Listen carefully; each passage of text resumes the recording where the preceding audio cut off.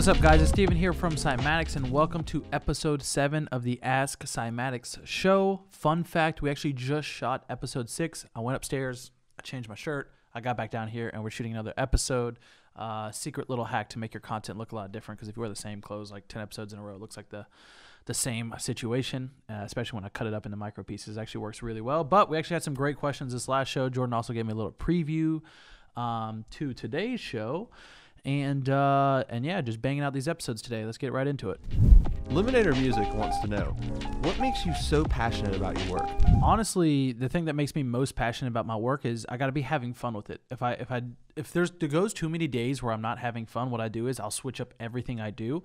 And one of the reasons I've been in love with running Cymatics, and it's the reason I loved it more than being just a producer, it's the reason I loved it more than my previous jobs or even trying to do other things, is because it's like the one thing that lets me do all of my passions in one.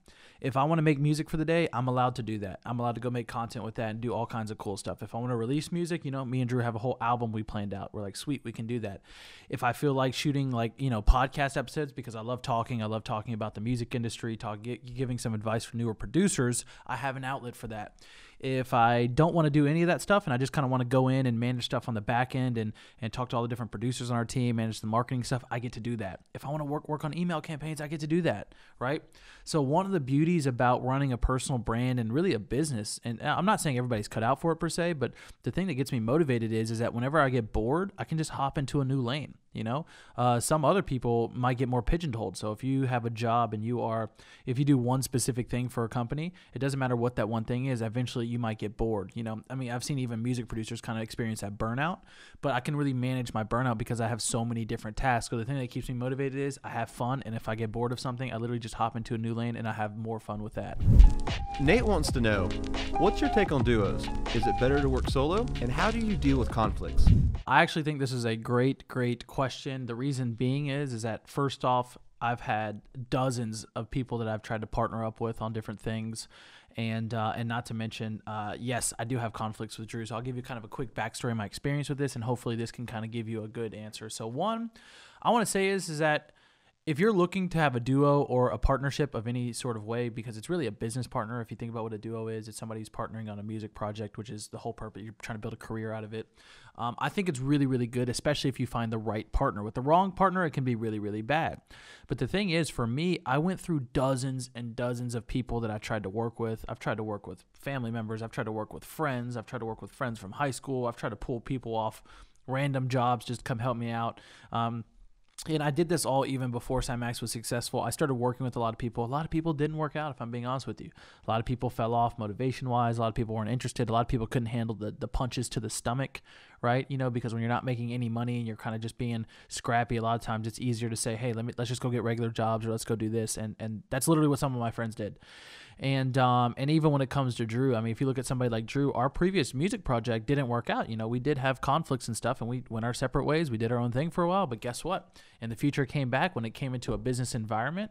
We were able to, because we're both very like alpha type people, and we were able to dominate in business because there's so many different lanes. Like I talked about in the last question, is that we kind of don't have to step on each other's toes, and we're constantly just slamming different parts of the company. So it worked out perfectly. But the way I look at it is that it's all just practice and experience. If that thing didn't work out with your partner, I'm pretty sure you're probably bummed out about it. Probably both you guys. Maybe there might be some hard feelings and stuff, but you never know.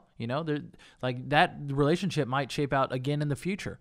Like one of the things is that when I worked with a bunch of different partners on the business stuff, and then I went back and I re-partnered up with Drew, the cool part was there was a lot of synergy there because we had already worked together for like a year or 2 years, right? So I already knew kind of what type of person he was. I understood what was his strengths. I understood my strengths, my weaknesses, his weaknesses, etc. And it really worked out well. And I'm telling you, when you find that partner that works really, really well with your strengths and weaknesses, and if you find that counterpart, it literally is way more effective than just you by yourself. And let me give you a good analogy here.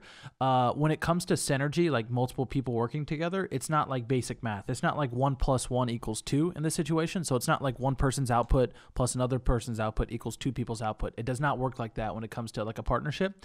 It's like 1 + 1 = 45. Okay, and let me explain that. Okay, let's say there's 2 people standing next to an apple tree, and either person cannot get an apple by themselves. Okay, so one person equals 0 apples. But if one person were theoretically to get on top of the other person's shoulders, they can get all 45 apples. Okay, and I know that's a weird analogy, but that's a good way to explain synergy, is that when, me and Drew are working together, it doesn't necessarily equal 2 people's work because we're comboing each other's ideas off each other, or we're having like an exponential factor when we're managing multiple people, and we can do a lot of output. Okay, and you've seen that with like wildly successful people. Okay, Elon Musk and his business partners, they're like 1 + 1 equals fucking 10 million. You know what I'm saying? I'm not going to even act like I'm competing at that level because I'm not at this point. But what I wanted to say about this whole thing is that when you do find the right partner, you can accomplish a lot more than either counterpart would alone. I think there's a math term for that even.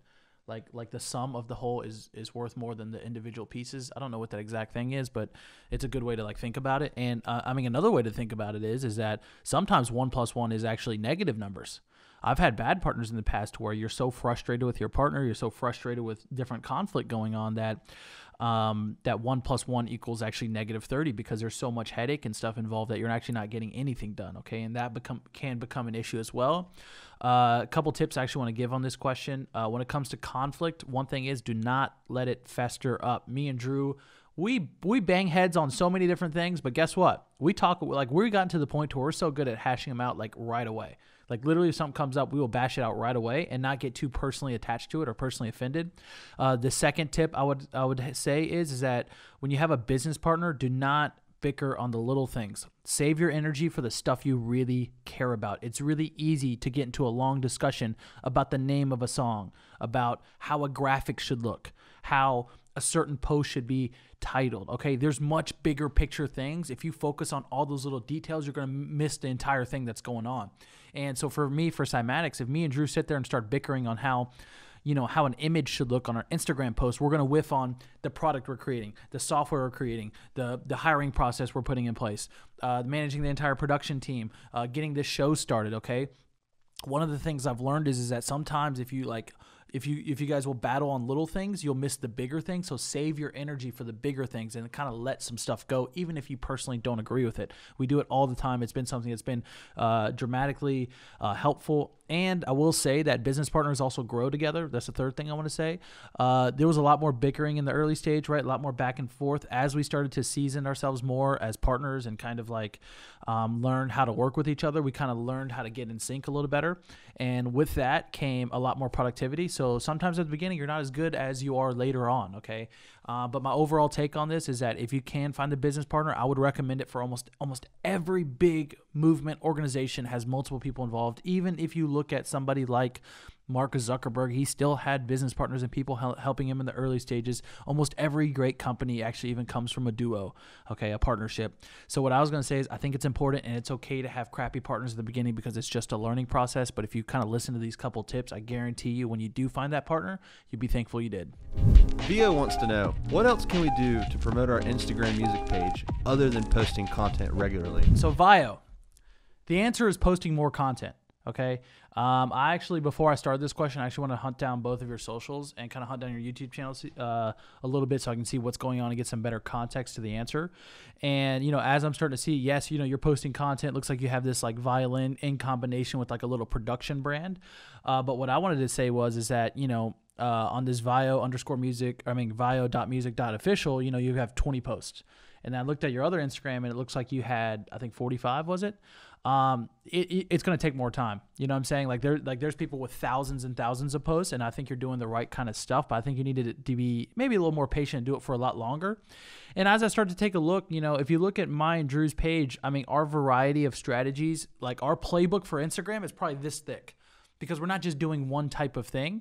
And so another thing I would do is I would think a lot more about different diverse strategies. Maybe you need to hit up an influencer and do a collab piece. Maybe you need to do trade shout outs, right? Maybe you need to do a content piece where you're ego baiting somebody who's big and famous and you make some sort of cool content with their video, mix it in with music, and you're trying to get them to share it and promote it. Maybe you need to do a giveaway, right? Spend $100 to $200 doing some sort of cool keyboard giveaway to attract your right type of audience. I would say is add a diversity to your content, right? So then that way you're trying out more types of things, because right now you're still in the discovery phase. You haven't figured out exactly what's working. The second thing I would kind of do is actually layer on maybe $5 a day in Instagram promotions. It's really, really, really fucking good, especially if you combine it with something like a contest or some sort of piece that really shows off your brand in a good way. I think that's absolutely crucial. And the other thing I would say is that I think you should DM 30 to 50 people every day. If you look at our Instagram page, we're constantly featuring people. I'm building relationships with every single artist, content creator, beat maker, singer, rapper I possibly can. I'm literally getting in meetings with them. DM them nonstop. Just do something casual like, hey, I love your page. Would love to chat a little bit more about collaboration. Maybe you send them something for free. But what you need to do is you need to build relationships, and don't worry about those relationships helping you out for the next 3 years. And that's kind of how I'm promoting it. Don't worry about them helping you out, but what you should worry about is helping them out. Figure out how to help other people, and they'll be like way more likely to help you. So if you layer on those things, try out the diverse sets of content, DMing people at scale, and really trying out some of this new stuff, maybe putting the $5 a day in Instagram, you actually do super, super well, and you'll realize that you'll only need one little switch to turn your growth on. Like, let's say you try out all this stuff and you realize that Instagram promotions didn't work well for your type of thing. You realize the giveaway, maybe something you did wrong. And then all of a sudden, wait, when I worked with a singer, I got like 400 followers that day. Let me hit up 3 singers. Wow, it kept working. And then all you need is one lever. And then what'll happen is slowly you'll get more and more levers that you know how to pull for growth. That's how Cymatics grows so fast. You could take Steven and Drew Cymatics down to 0, our accounts, and we will grow them just back up just as fast. And we're about to do it with our YouTube channel as well. It's because we understand growth levers. And I'm not sure, did I say the thing already? I'm not even sure if I answered on this one because we had to re-record this to define your account. But essentially one other thing that I would say is layer it in with pop culture. Okay, so that's a really, really important one. Pay attention to meme pages, pay attention to rappers, pay attention to funny pages, pay attention to really anything that's popular right now in mainstream media. Figure out those layers, right? Maybe you doing something like an Old Town Road piece of content where you're playing it on violin is the perfect time to take advantage, okay? Take advantage of trends. Not enough music producers do this, and it's one of the most powerful things you can do is you can ride off the waves of other things, okay? The other day, Dylan Tallchief posted a YouTube video that got 130,000 plays in I think 3 or 4 days, and it was how to recreate Old Town Road in 3 minutes.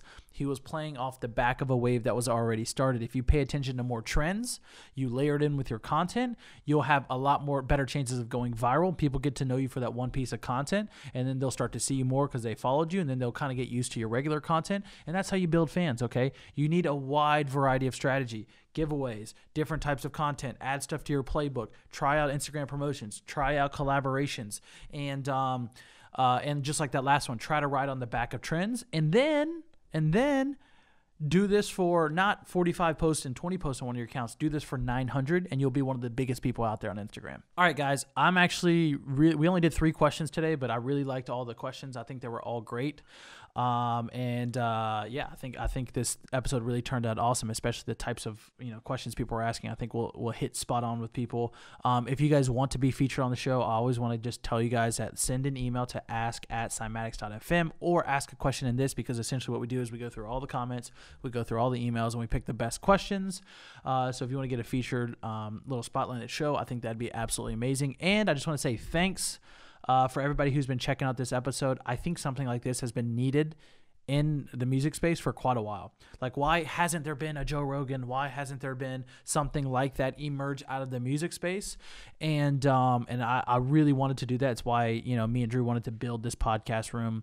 And it's funny that it's starting off like this is episode 6. It's going to be so funny looking at episode like 325 when it's like completely different than what it is because I'm starting it like this, but I'm going to evolve it out. I'm going to start getting guests. We're going to start doing discussion beforehand. I'm going to start getting people to open up projects, share secrets on their stuff. I want to start getting people in like kind of more the mainstream to hop in, and it's going to evolve. And I think the first thing I'm trying to do is just go for it. Anyways, I hope you guys enjoyed this episode, and I will catch you guys on the next one. Peace.